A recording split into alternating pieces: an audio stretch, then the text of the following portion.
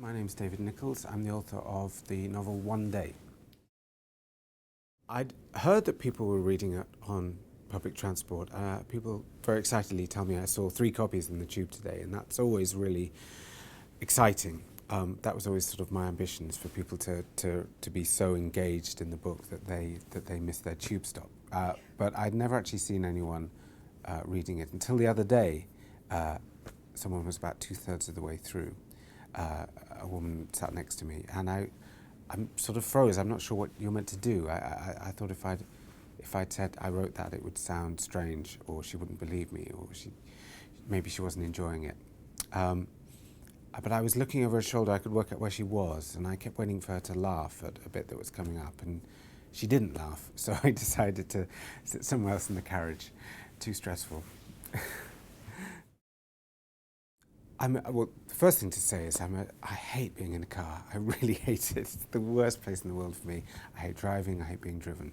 I love trains. I mean, a train journey for me can be infinitely long. I love sitting on trains. I think there's a sort of a solitude that you don't get anywhere else. You can turn off your phone. It's far more enjoyable, relaxing experience than being in a plane, which is hellish. And I think it has a kind of built-in romance. It always makes me think of sort of Graham Greene, sort of Eastern European espionage novels, or sort of love stories, all those great love stories like Brief Encounter or something.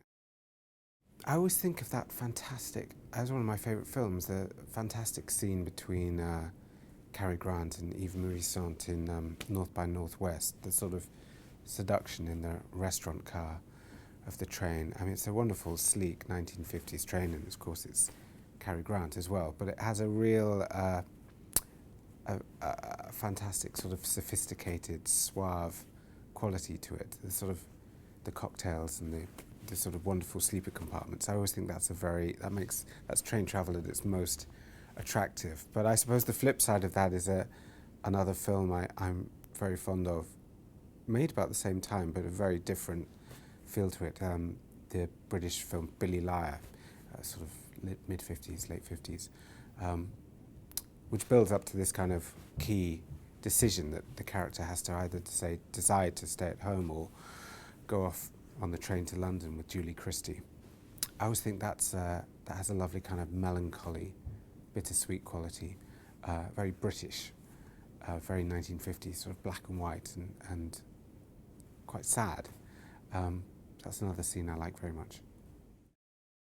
Well, I suppose I'd have to choose three of my heroes. I mean, the first person, the sort of writer and director who's influenced me the most would be Woody Allen, sort of in that late 70s phase, the sort of Manhattan, Annie Hall phase, where he had sort of great charm and wit and was incredibly funny. I mean, a great comedian as well as a great writer, a great actor as well.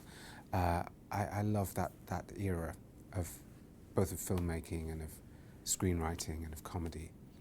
And another sort of filmic hero of mine, Billy Wilder, another writer-director who I sort of revere. And when you read interviews with Billy Wilder, I mean, he had a sort of 60-year filmmaking career, and he sort of met everyone and directed everyone, and was incredibly wise and urbane and smart and funny.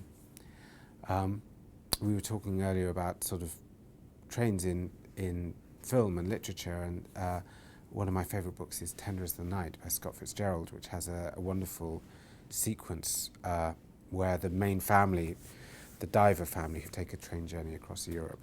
And Scott Fitzgerald is another of my writing heroes. I imagine him travelling in great style, probably with a lot of bottles of gin and vodka in his suitcase. But again, a sort of a difficult man, but someone with great stories, I imagine. My name's David Nicholls, the author of One Day. Please log on to globalcool.org.